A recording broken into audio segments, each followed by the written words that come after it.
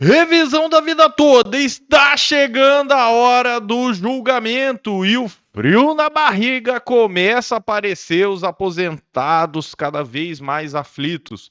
O aposentado que não tem um dia de paz pode ficar tranquilo. Tá chegando a hora e a justiça tem que ser feita. Otimismo, fé e esperança sempre, sem jamais cair em falsas ilusões. Então, realmente, tá difícil? Tá. O inimigo é forte? Vixe Maria! Estamos lutando contra forças inimagináveis. Mas o Deus do impossível é maior do que todos, é onipresente e vai fazer justiça, pessoal. Eu creio nisso. Então, um minutinho de paz no seu dia. Conceda-me o Senhor o seu fiel amor de dia. De noite esteja comigo a sua canção. É a minha oração ao Deus que me dá vida. Direi a Deus, minha rocha, por que te esqueceste de mim? Por que devo sair vagueando e pranteando, oprimido pelo inimigo? Até os meus ossos sofrem agonia mortal quando os meus adversários zombam de mim, perguntando-me o tempo todo: onde está o seu Deus?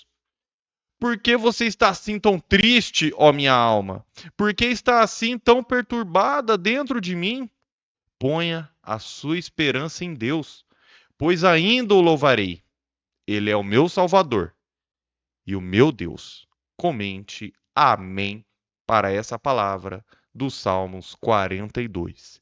E já vamos junto aqui no processo da revisão da vida toda, porque tem manifestação a favor dos aposentados. Muita gente se perguntou, mas e a doutora Gisele? Será que ela não vai se manifestar? A AGU, Advocacia Geral da União, que representa o INSS por se tratar de uma autarquia federal, representa o Congresso Nacional e representa o presidente da República, apresentou os memoriais, apresentou as alegações finais, apresentou o último ponto de vista deles. E aqui a doutora Gisele, cujo processo foi escolhido como o tema de repercussão geral para influenciar em todos os outros processos semelhantes, fez aqui um belíssimo trabalho também de memoriais finais, juntou essa petição 10h30 da noite, trabalhando o dia inteiro. Então vamos juntos, pessoal. Não tem ninguém melhor que ninguém. Ah, um advogado é melhor que o outro? Não. Se o advogado estiver junto, acreditando, lutando pelos direitos aposentados, com certeza ele já faz parte dessa luta e ele é meu amigo. Então vamos juntos, pessoal. Breve síntese das decisões proferidas no recurso extraordinário e nas ADIs 2110 e 2111. Prepara que vem aula, já prepara o seu café. Quem gosta de vídeo curto de 30 segundos já pode se retirar, porque aqui vem aula de direito. E é o seu dinheiro que está aqui, né, gente? Então você tem aí 20, 30, 100 mil reais de atrasados, não vai assistir uma aulinha de 15 minutos? Pelo amor de Deus, vamos. Quando que a gente ficou tão preguiçoso que a gente não consegue assistir uma aulinha de 15 minutos? Tendo em vista que a gente tem aí um direito para ser exercido, né? Então vamos juntos, beleza, pessoal? A discussão levantada no presente caso diz respeito ao direito à aplicação da regra permanente prevista no artigo 29, incisos 1º e 2º da Lei 8.213, em detrimento à regra de transição, sempre que esta for prejudicial ao segurado. Então, a regra permanente, considerando, né, todo o período contributivo.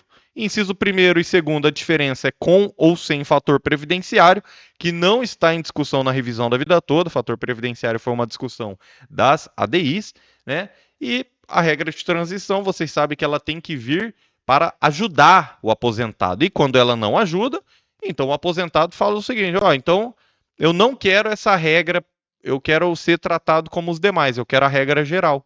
É só isso que o aposentado está pedindo, para ser tratado como uma pessoa normal, nem com privilégios, como os políticos, nem também abaixo do tratamento de um ser humano. Né? Então, um tratamento normal, é só isso que o aposentado está pedindo. Em português claro é isso, pessoal. Sou advogado há 13 anos, pós-graduado, e eu posso falar. O centro da questão é esse. O STF fixou a seguinte tese do tema 1102, vocês já sabem qual tese que é, né? Quem implementou as condições depois de 99 e antes da emenda constitucional 103 tem o direito de optar pela regra definitiva, né? Então de todo período contributivo, caso lhe seja mais favorável. Então, irresignado, né, inconformado com a decisão do STF, o INSS opôs embargos de declaração com as seguintes teses centrais. Então, o que o INSS pediu nos embargos de declaração do tema 1102? Não confunda com a ADI, a gente vai fazer essa separação.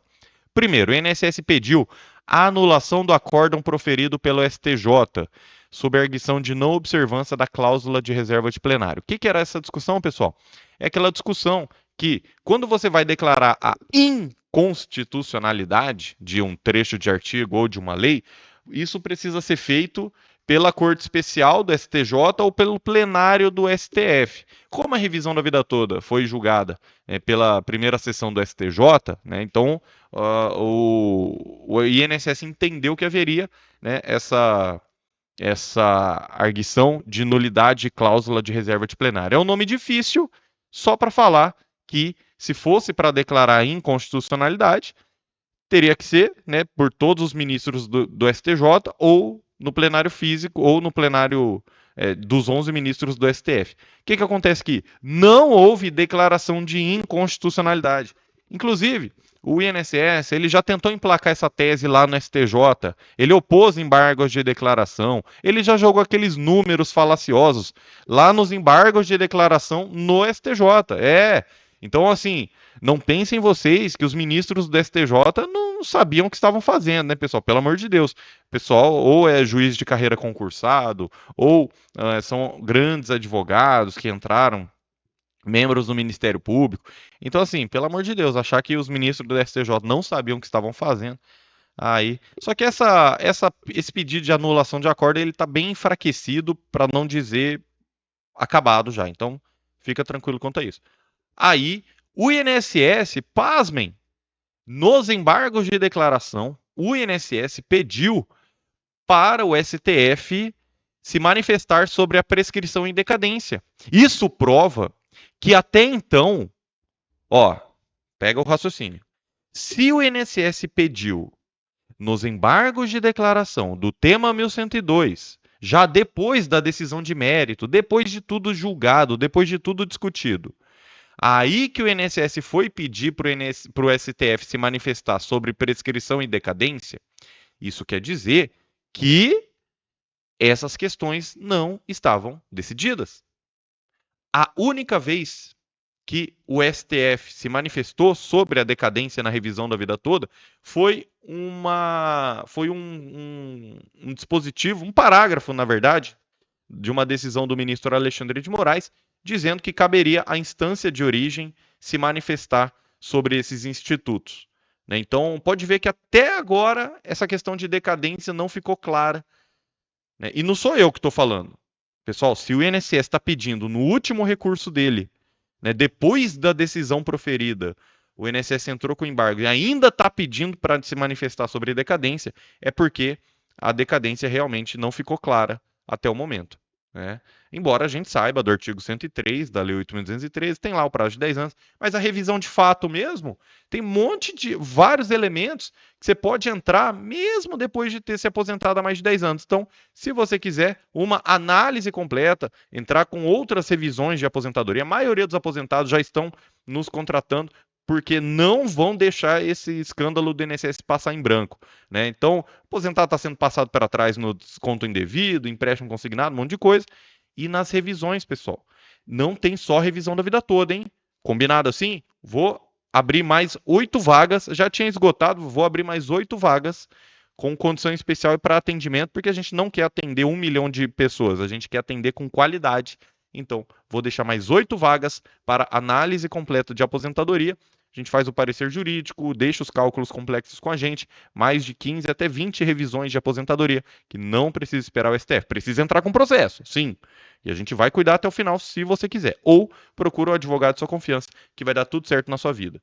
Então, apresentaram contra-razões. Já tinha iniciado o julgamento no plenário virtual. 4 ministros haviam sido favoráveis a manter a decisão de mérito, só que admitindo uma modulação de efeitos. Já vamos falar sobre modulação. 4 ministros haviam sido favoráveis. Alexandre de Moraes, Rosa Weber, Carmen Lúcia e Fachin.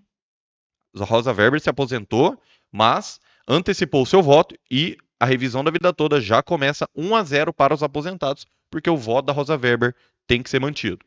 Ok. 3 ministros entenderam pela anulação da decisão de mérito, e isso quando começou o plenário virtual. Zanin, Barroso e Toffoli.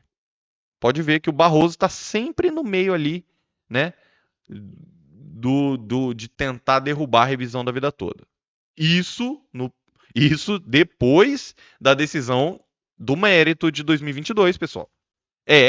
Isso aqui, com todo respeito, né, na minha opinião, isso aqui é ser mal perdedor. É você tentar anular o acórdão depois de já ter sido julgado pelo próprio STF. Eu acho que assim é um desrespeito ao Marco Aurélio, ao Ricardo Lewandowski, à Rosa Weber e principalmente a todos os aposentados do Brasil. Mas vamos lá. Isso eu estou falando dentro do processo, tá? Porque o pessoal está sendo condenado por tudo aí, não pode nem se manifestar mais, né? Liberdade de expressão foi para o ralo mesmo. Então eu estou falando aqui dentro do processo, não estou falando das pessoas, dos ministros. Quanto à modulação de efeitos, isso está gerando muita dúvida. 3 teses apresentadas no plenário virtual. Então, 3 caminhos diferentes. Só para você entender, quando a gente fala modulação de efeitos, o STF, ou o STJ, ou até um juiz de primeira instância, pode fazer uma modulação de efeitos. O que é isso? Você pode conceder o direito, mas sabe aquele bloco modular que você vai modulando? Opa, aqui, tipo uma cozinha planejada, assim. Você vai fazendo do jeito que você quiser ali, encaixando. Por quê? Razões de segurança jurídica, né? Então, às vezes, pode ser interessante você escolher, essa decisão vai valer daqui para frente. Ou, não, essa decisão vai valer até essa data. Ou, essa decisão vai atingir processos protocolados até uma determinada data. Vocês entenderam? Então, você pode conceder o direito, mas, por razões de segurança jurídica, você pode limitar os efeitos no tempo, né? Ou vai valer daqui para frente, ou até tal data, ou vai atingir só uma parcela da população que entrou com o processo até uma determinada data. Então, modulação de efeitos é boa ou é ruim? Não dá para saber. Porque tem modulação que pode ser boa e tem modulação que pode ser ruim. Aqui na revisão da vida toda, temos 3 teses de modulação de efeitos diferentes. Primeira, do ministro Alexandre de Moraes. Depois, da Rosa Weber, fez uma modulação de efeitos só para limitar os atrasados desde dezembro de 2019. Só isso. Foi acompanhada pelo Fachin Carmen Lúcia. E o Zanin, né, querendo acabar com tudo, retornar os autos para o STJ ou modulação de efeitos para limitar atrasados desde 2022, né? A essa altura do campeonato, pessoal, né? Depois eu vou falar sobre a minha opinião. Vamos continuar aqui. Com a votação ainda aberta, o ministro Alexandre de Moraes pediu destaque, encaminhando o julgamento para o plenário físico. Não se pode esquecer a tese fixada pelas ADIs 2110 e 2111, depois dos embargos de declaração na ADI 2111, vocês já sabem disso, então né, vou pular isso aqui. Em 2 de abril de 2024, o lado dos aposentados, né, pediu uma questão de ordem. Essas questões de ordem foram negadas na última decisão do ministro Alexandre de Moraes. Já trouxe para vocês. Teve gente que não está assistindo as últimas lives e ficou de fora dessas informações. Então já assiste também os outros vídeos. O ponto número 2, do respeito ao interesse social, confiança institucional, segurança jurídica. Necessidade de preservar a tese da revisão da vida toda até a mudança de jurisprudência. Então, a tese das ADIs 2110 e 2111 reconheceram a constitucionalidade e a natureza cogente, né? Então, a norma sendo obrigatória, né? Essa regra de 94 em diante. Só que a causa de pedir, os pedidos e as questões constitucionais analisadas na ADI são distintas do debatido na revisão da vida toda. No presente processo, nesse recurso extraordinário, que é a revisão da vida toda propriamente dita, não se está a discutir constitucionalidade, validade ou a própria cogência da regra de transição. Pessoal, eu venho falando isso faz tempo. Teve advogado aqui no YouTube falando que não sei o que o professor Nakamura tá errado e tal. Eu falei, gente, o recurso extraordinário está discutindo teses diferentes das ADIs e as próprias ADIs jamais haviam mencionado essa norma cogente, né? Isso foi invenção do Barroso, eu estou falando. Aí o tempo mostrou quem estava certo, graças a Deus, né? Mas é difícil, né? É difícil. Vamos lá. É imprescindível, né? É necessário para a preservação da segurança jurídica e da confiança institu- institucional que se mantenha rígida, que se mantenha firme a tese firmada no tema 1102, em especial para ações distribuídas até a mudança de entendimento. Aqui você já sabe onde que a gente vai chegar, né? Deve-se considerar que, entre o julgamento do tema 1102 e o julgamento das ADIs 2110 e 2111, houve significativa alteração na composição do plenário, com a mudança de pelo menos 4 cadeiras, o que reforça a necessidade de cautela institucional. Então, o que mudou de dezembro de 2022 para março de 2024, pessoal? Teve uma nova pandemia? Não, nova pandemia não. Teve uma nova crise econômica? Não, o Brasil está em crise faz tempo. Teve um meteoro caiu do céu? Não, professor, não caiu. O que aconteceu? Mudança dos ministros do STF. Só isso que mudou. Não mudou lei previdenciária que atingisse a revisão da vida toda, não mudou nada. Então, a eficácia das decisões, né, proferidas em controle difuso de constitucionalidade na repercussão geral é imediata. Então, o que foi decidido em dezembro de 2022 tem que ter aplicação imediata, já valendo. Essas decisões possuem força vinculante. Então, quando o STF fala assim, não, o que foi decidido nas ADIs tem eficácia imediata e vinculante. Tem mesmo, tem mesmo. Mas o que estão esquecendo? Que o próprio STF falou que quando é julgado um controle de constitucionalidade no recurso extraordinário, essa decisão tem a mesma característica. Também tem força vinculante e imediata. Ou seja, meus amigos, o mérito da revisão da vida toda foi julgado. Então, a eficácia vinculante imediata do que foi decidido nas ADIs, querendo prejudicar a revisão da vida toda, querendo superar a tese, deve coexistir, existir ao mesmo tempo com a decisão proferida no tema 1102. As duas decisões coexistem. Cabe agora ao STF observar o marco temporal da sua produção de efeitos. Então, não é que as ADIs ocasionaram a superação da tese do tema 1102. Tá.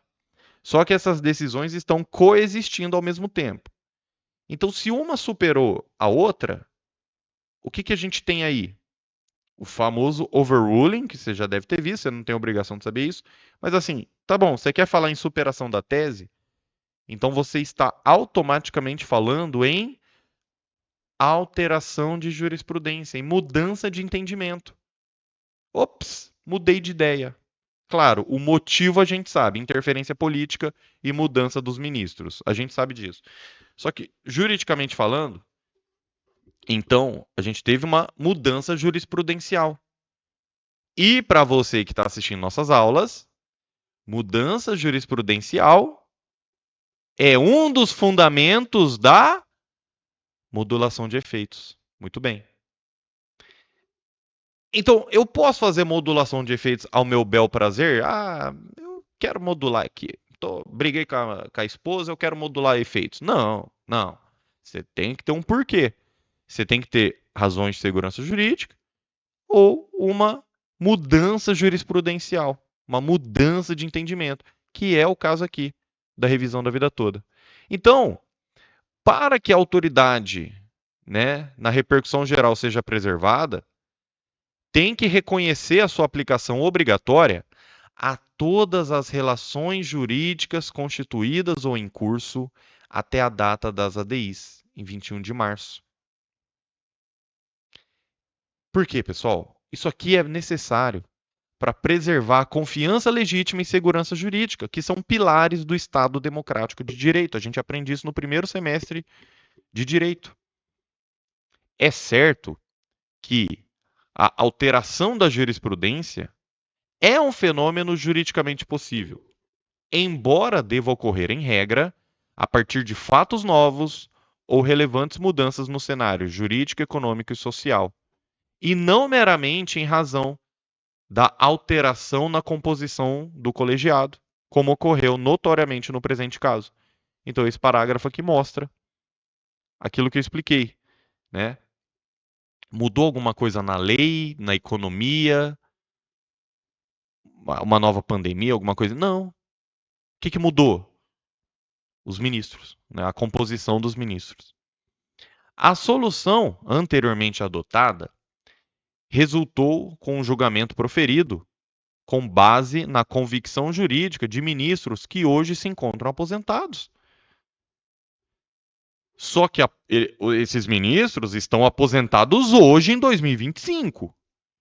Mas o entendimento deles formou maioria legítima e vinculante no tema 1102.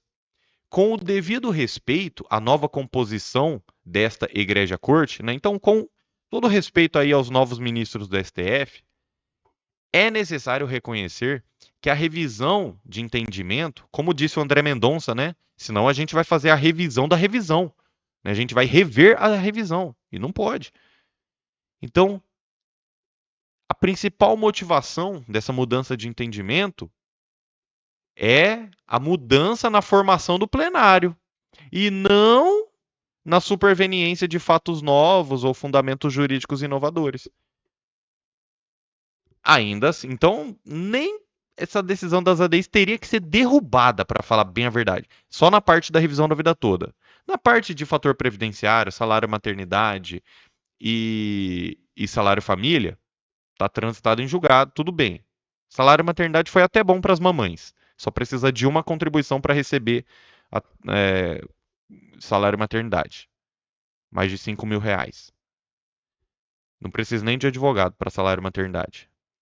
Então, o que nem poderia acontecer, né? E se você quer falar em anulação de acórdão, teria que anular a ADI, não o tema 1102, igual estão querendo emplacar. Mas vamos lá. Se não vai anular a ADI, então no mínimo, tem que reconhecer que as ADIs vão produzir efeitos prospectivos de agora em diante. Percebe que eu estou tentando quebrar o juridiquês aqui, tá, pessoal? Para não ficar uma coisa também, né? Só os entendidos do direito podem conversar sobre isso aqui. Não. Isso aqui é direito seu, do aposentado. Então, a Constituição da República, Lei de Introdução às Normas do Direito Brasileiro e outras normas processuais e a jurisprudência da própria Corte impõem balizas claras para a modulação de efeitos.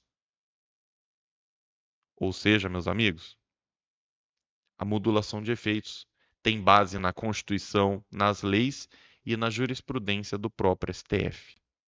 Eu acho que você está entendendo para onde a gente está caminhando, né? Você está entendendo o que vai acontecer aqui, né, pessoal? Vamos lá. Princípio da segurança jurídica, proteção da confiança, da boa-fé objetiva, né, sob pena de violar a ordem jurídica e o devido processo legal. Então, ficou bem claro aqui o direito adquirido, o ato jurídico perfeito e a coisa julgada, que está prevista no inciso 36 da Constituição Federal e na Lei de Introdução às Normas do Direito Brasileiro.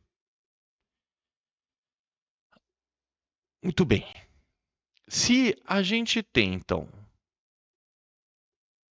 esse fundamento da modulação de efeitos, você fica em dúvida. O STF, ele pode fazer modulação de efeitos ou ele deve fazer modulação de efeitos? Aqui está claro. Nessas hipóteses, a modulação dos efeitos da decisão não é mera faculdade, não é, vou fazer ou não vou fazer. configura-se verdadeiro poder-dever do tribunal, destinado a preservar a integridade do ordenamento jurídico e confiança dos jurisdicionados. Ou seja, o STF não só pode, como deve fazer a modulação de efeitos. Deve garantir o direito, no mínimo, de quem já tem entrado com ação. E recurso extraordinário, 574.706, está aí, que não deixa a gente esquecer o que o STF já fez. Modulou os efeitos, ressalvou as ações judiciais ajuizadas até a sessão de julgamento. Isso respeitou a autoridade imediata e vinculante do entendimento anterior. Então, a modulação de efeitos vai respeitar também os ministros que se aposentaram. Vai respeitar os aposentados que entraram com a ação. Nada diverso pode ocorrer nos presentes autos. Então, nada fora disso tem que fazer modulação de efeitos. Se você admitir que essas ADIs vão retroagir, vão valer para trás, isso é uma ofensa direta à autoridade do julgamento do tema 1102. Então, para que os ministros se reuniram no dia 1º de dezembro de 2022? Se uma decisão, 2 anos, 1 ano e meio depois, poderia retroagir? Não pode retroagir, né, pessoal? Acho que ficou bem claro ali que tem que ser daqui para frente. A irretroatividade, então, não poder voltar para trás, a ADI ter que valer daqui para frente, é imperativa. Não é o STF que tem que ver se vai ou não voltar para trás. Não. Ela vai valer daqui para frente, porque já tem decisão de mérito anterior. Ela assegura a integridade da jurisprudência e impede a desconstituição indevida de julgamentos de mérito já firmados. Temos o tema 334, direito ao melhor benefício, que ainda está vigente. Foi confirmado pelos ministros do STF que o tema 334 ainda está vigente. E temos o tema 1102, revisão da vida toda.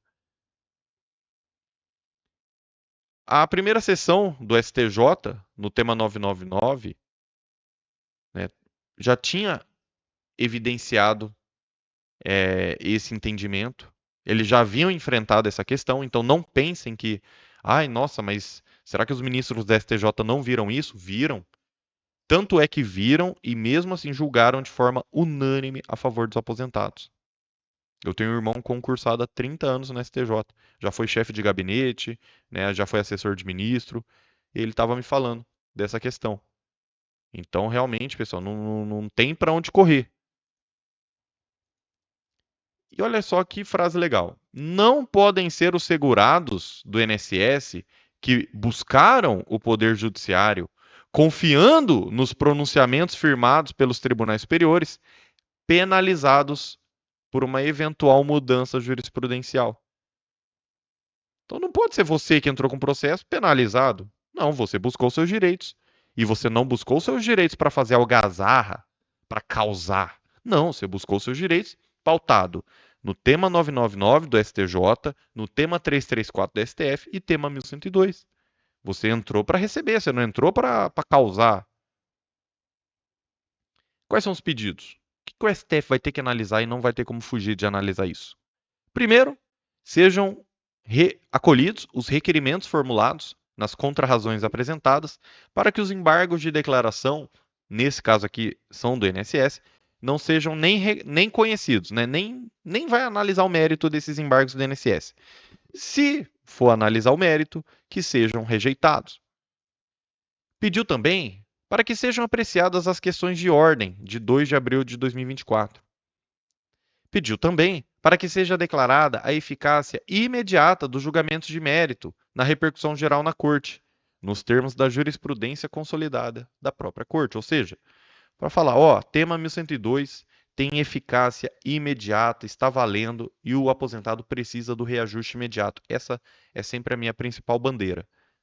Se não for no tema 1102, a gente vai no Congresso, a gente vai botar o projeto de lei, a gente vai mudar essa história.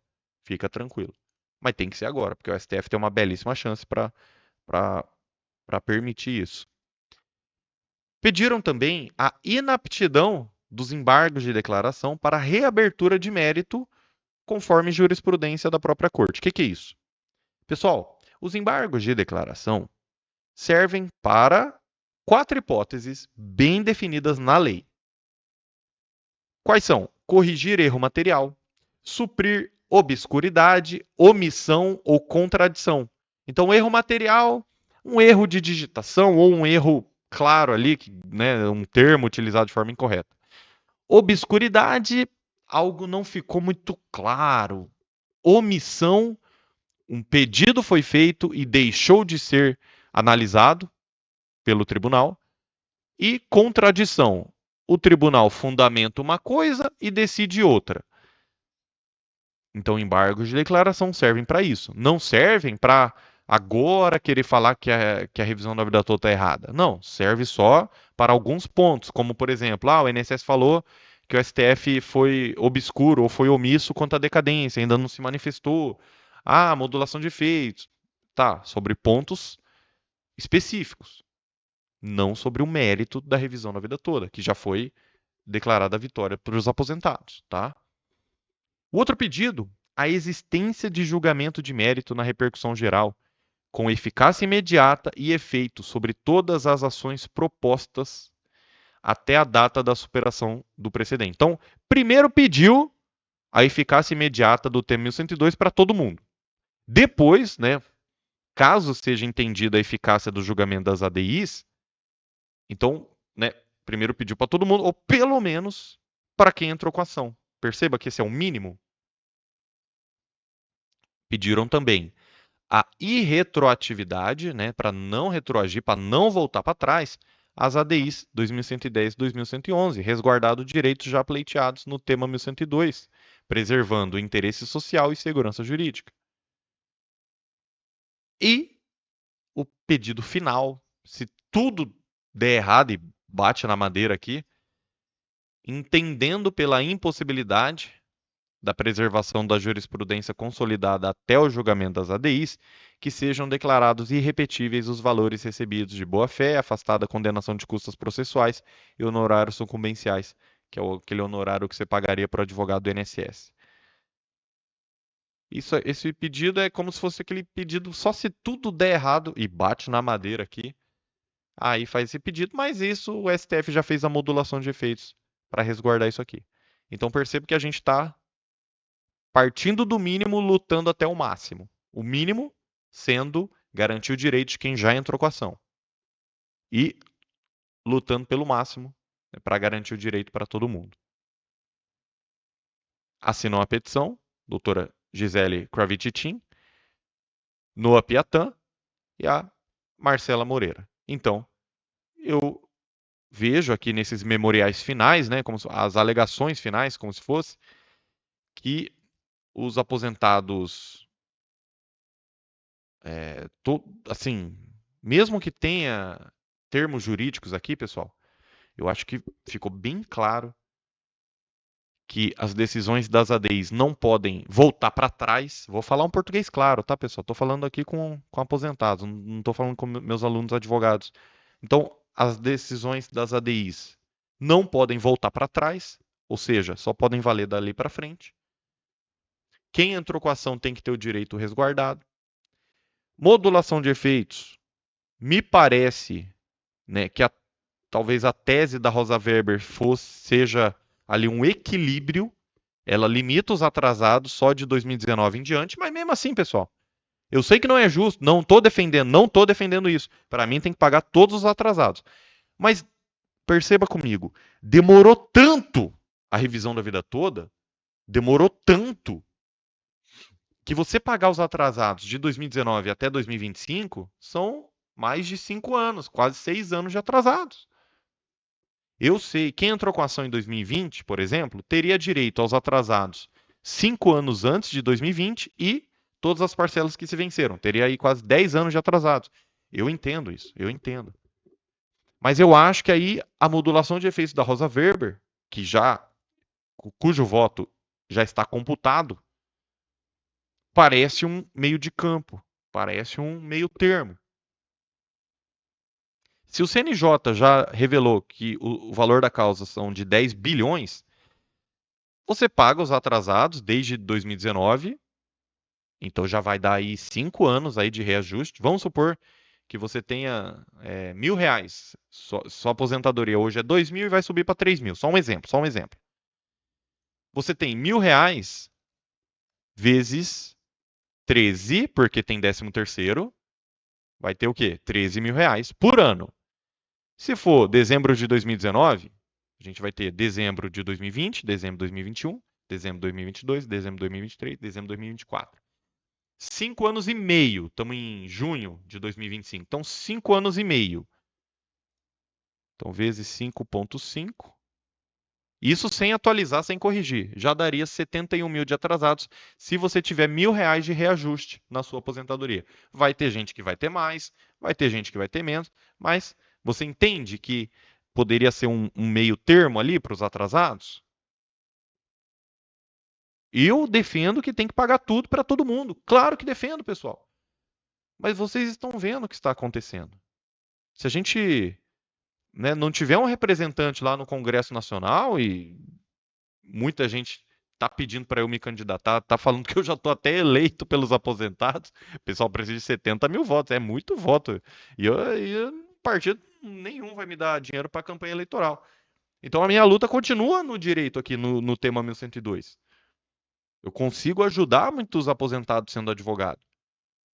E vai ser uma honra em 2026. Agora a gente precisa focar aqui. O julgamento é aqui, é agora. Por quê? Num projeto de lei, aí todo mundo vai receber, mesmo quem não tem entrado com ação, e sem precisar pagar advogado. Isso é verdade. Mas isso é para o ano que vem, né? Eleições são em 2026. Então, a minha luta, e eu nunca fiz nada pensando em ser político, então sempre fiz porque eu realmente acredito na causa e porque quero também deixar um legado aqui para minha filha. Eu tenho uma filha de 7 anos, depois ela vai crescer, ela vai ver o que o papai dela fez. A minha mãe, poxa, a minha mãe tá na luta da revisão da vida toda. As maiores contribuições são antes de 94. Depois ela largou o concurso do Tribunal de Justiça, que ela tinha, um ótimo salário, concursada, para cuidar dos 2 filhos, eu e minha irmã. Então, assim, eu não evito ficar contando essa história às vezes, tal, mas agora a gente está na reta final. Pessoal, eu tenho essa causa para o meu coração, porque eu tenho essa situação em casa. No caso dela, vai triplicar. Né? Então aí fica nessa de tutela de evidência, aí depois tira, aí depois, tá, mas reconhece o direito de quem já tinha decisão. Mas e quem não tinha decisão? Aí você está entendendo a complexidade? A injustiça, né? Primeiro, você quer resguardar só quem já entrou com a ação. E mesmo quem já tem entrado com a ação, o STF fez uma diferenciação. Não, quem tinha decisão favorável é uma coisa, quem não tinha é outra. Então, assim, essa live ficou longa, me desculpa, gente, mas é o dia do julgamento, gente. Pelo amor de Deus, é o dia do julgamento, não tem o que fazer. Tem que mostrar, tem que revelar, tá bom? 40 minutos também, pelo amor de Deus, né? Não é nem uma aula tão longa assim. Tá? A gente está acostumado a dar aula aí de 2 horas, né? Então, é, eu quero agradecer o senhor e a senhora que me assistiu aqui até o final. É o dia do julgamento, gente. É a hora que vai definir tudo isso aqui. Que Deus te abençoe grandemente. Obrigado por estar aqui e que Deus ilumine a cabeça dos ministros para que seja feita a justiça. Muito obrigado e até a próxima.